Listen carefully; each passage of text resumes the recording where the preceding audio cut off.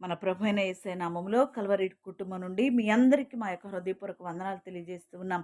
ఈ దినము దేవుడు మనకిస్తున్న మంచి వాగ్దానము సామెతల గ్రంథం 3వ అధ్యాయము 5వ వచనం.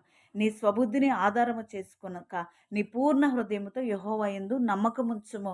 నా ప్రియ సహోదరి సహోదరులారా, జ్ఞాని అనే సొలొమోను మంచి జ్ఞానముతో ఈ మాట మాట్లాడుతూ ఉన్నాడు. నిజమే, మనుషులుగా మనం అనేక మంది మీద, పరిస్థితుల మీద ఆధారపడతా ఉంటాము. కానీ ఆ విధంగా ఆధారపడొద్దు. దేవుని మీద నమ్మకం ఉంచు. నీ పూర్ణ హృదయంతో నీవు నమ్మకం ఉంచు. తప్పనిసరిగా నీ కార్యము సఫలమవుతది అని తెలియజేస్తూ ఉన్నాడు.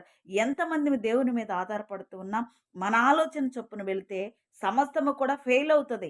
తప్పనిసరిగా దేవుని యొక్క ఆలోచన చొప్పున మాత్రం వెళ్తే నీ జీవితము గొప్ప రీతిగా ఉన్నతముగా ఉంటది. ఎందుకు అంటే దేవుని ప్రణాళిక, దేవుని చిత్తమైతే మాత్రమే నీ స్వబుద్ధి నీలో పని చేయదు. దేవుని కృప నీకు తోడుగా ఉంటది. నిన్ను నడిపిస్తది. నమ్మకం ఉంచు. దేవుని దీవెనలు నీకు నీ కుటుంబానికి కలుగును గాక.